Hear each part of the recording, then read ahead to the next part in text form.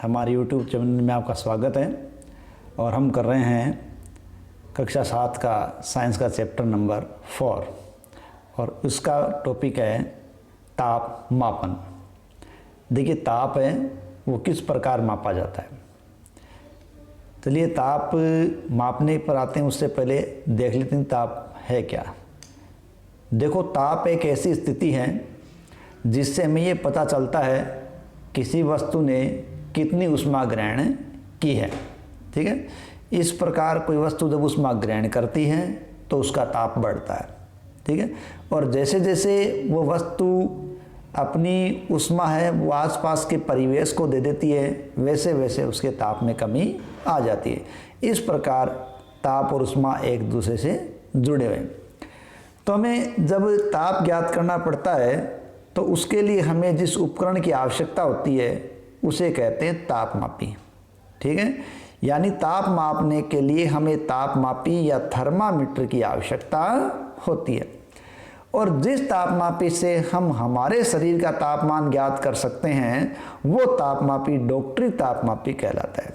ठीक है, देखिए डॉक्टरी तापमापी क्या होता है, वो तापमापी जिसे हम हमारे शरीर का तापमान ज्ञात कर सकें।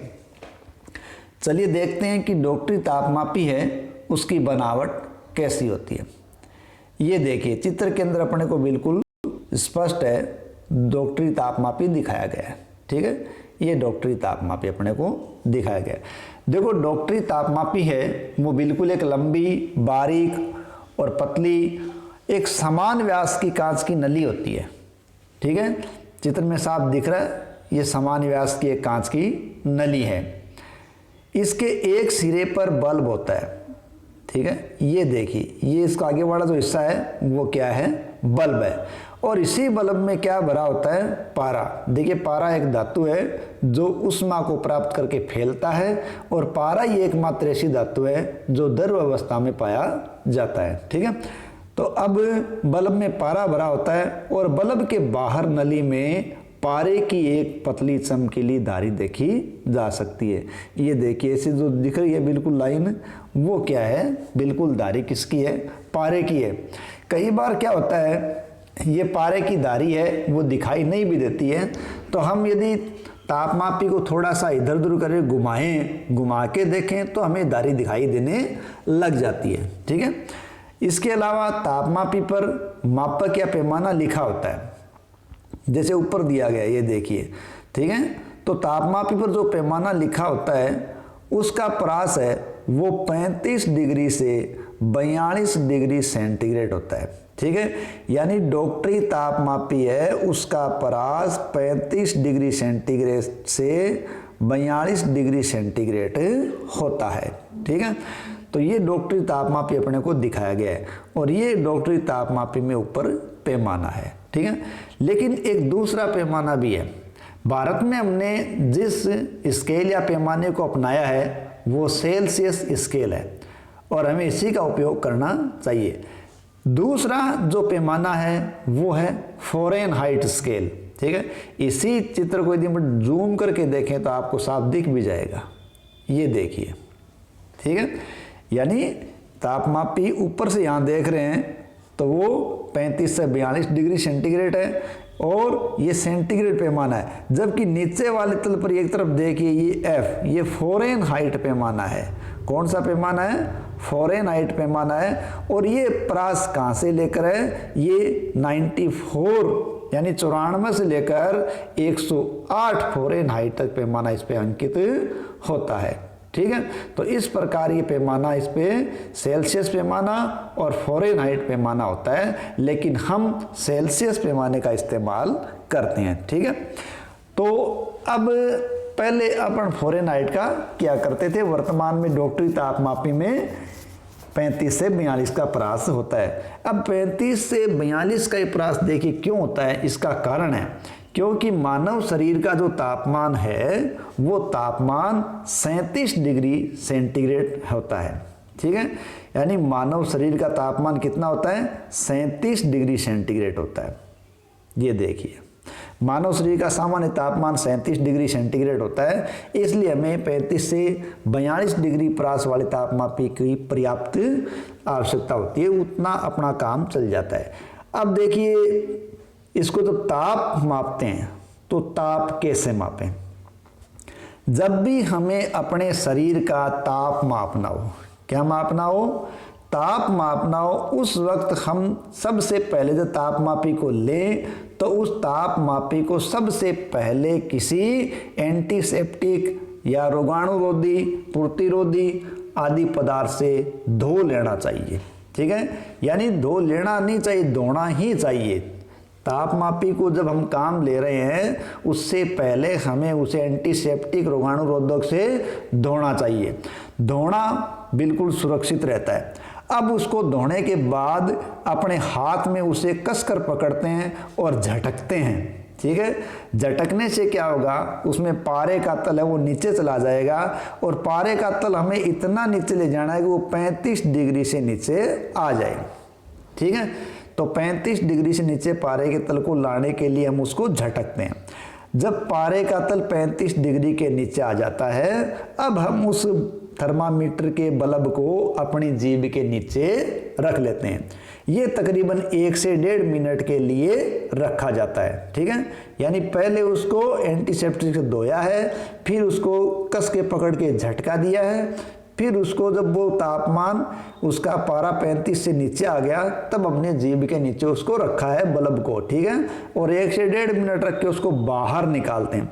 बाहर निकालने के बाद हम अपने शरीर का ताप उसमें देखते हैं तो वो ताप हमें बताता है। सामान्य अपने शरीर का तापमान 37 डिग्री सेंटीग्रेड पाया जाता है। हो सकता है कि अपने ये ताप है उसमें कुछ कमी या अधिकता आई हो, लेकिन इसमें हमें घबराने की कोई बात नहीं है। कुछ कम कुछ अधिक हो सकता है, क्योंकि हमारा जो तापमान है वो तापमान, ठीक है, वो तापमान अनेक लोगों के मापे गए माप का औसत तापमान माना गया है। ठीक है, तो औसत तापमान क्या निर्धारित किया गया है? 37 डिग्री सेंटीग्रेड निर्धारित किया गया है। ठीक है, अब देखिए, अपने को तापमापी से तापमान मापना आ गया, लेकिन क्या इस तापमापी का प्रयोग करते समय हमें कोई सावधानी रखनी चाहिए? बिल्कुल। देखिए, जब डॉक्टरी तापमापी का इस्तेमाल करना हो तो हमें क्या सावधानी रखनी चाहिए, इन बातों को समझें। ठीक है, यानी इसके लिए सबसे पहले तो हमें बात कर ली है कि हमने उसको धोना चाहिए। एंटीसेप्टिक से गोल को सबसे पहले धोना चाहिए, उसके बाद उसको झटक कर पारे को 35 डिग्री के नीचे लाना चाहिए। तीसरा, जब उसको देखा जाता है यानी पाठ्यांक पढ़ा जाता है तो जो पारे का तल है दृष्टि रेखा की सीध में होना चाहिए। जैसे ये यहाँ दिखाई दे रहा है चित्र के अंदर भी, बिल्कुल दृष्टि रेखा की सीध में पारे का तल होना चाहिए। और थर्मामीटर को सावधानी पूर्वक उपयोग करना चाहिए, क्योंकि यदि वो किसी कठोर वस्तु से टकराता है तो टूट जाता है। ठीक है, इसके अलावा थर्मामीटर का उपयोग करते समय उसे बल्ब की तरफ से नहीं पकड़ना चाहिए, उसको दूसरे हिस्से से पकड़ना चाहिए। ये कुछ सावधानियां हैं जिन सावधानियों का हमें डॉक्टरी तापमापी का इस्तेमाल करते समय ध्यान रखना चाहिए। ठीक है, तो ध्यान रखें, हमारा तापमान कुछ कम कुछ हो सकता है, कारण कि हमने एक विशाल समूह से तापमान ज्ञात करके औसत तापमान निर्धारित किया है। अब देखो, हमारे दिमाग में ये बात आ सकती है कि ये डॉक्टरी तापमापी है, इस तापमापी से हम गर्म दूध का तापमान भी ज्ञात कर लें। ठीक है, देखिए, डॉक्टरी तापमापी है, उससे हम गर्म दूध का तापमान ज्ञात नहीं कर सकते, कारण कि गर्म दूध का तापमान अधिक होता है और ये सामान्य 35 से 42 डिग्री तक की तापमान ज्ञात कर पाता है, और दूध का तापमान कहीं ज़्यादा होता है तो दूध का तापमान ज्ञात करने पर ये टूट जाता है। इसी प्रकार इसको बाहर धूप में रखा जाए तो भी ये धूप प्राप्त करके भी टूट सकता है।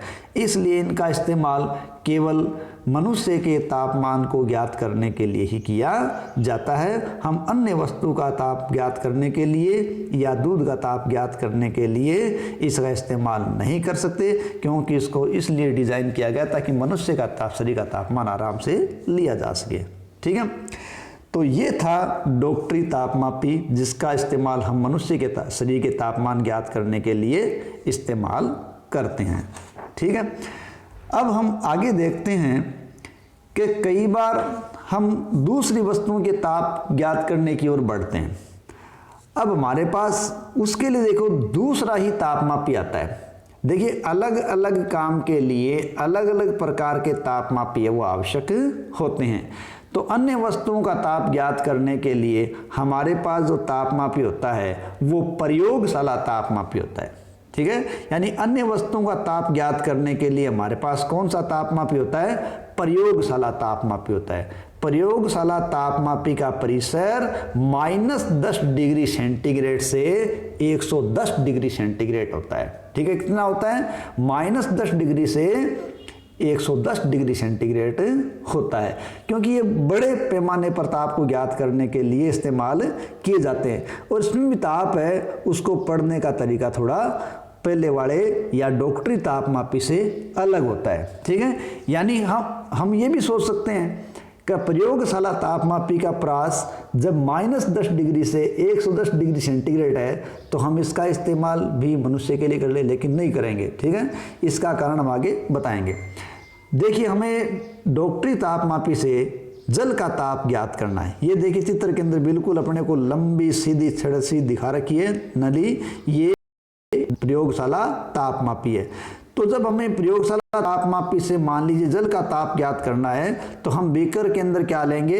गर्म जल लेंगे। गर्म जल ले लें या सीधा हम नल से भी उस जल को ले सकते हैं। अब उस जल को लेकर तापमापी को बिल्कुल सीधा खड़ा किसमें डालेंगे? पानी में डालेंगे।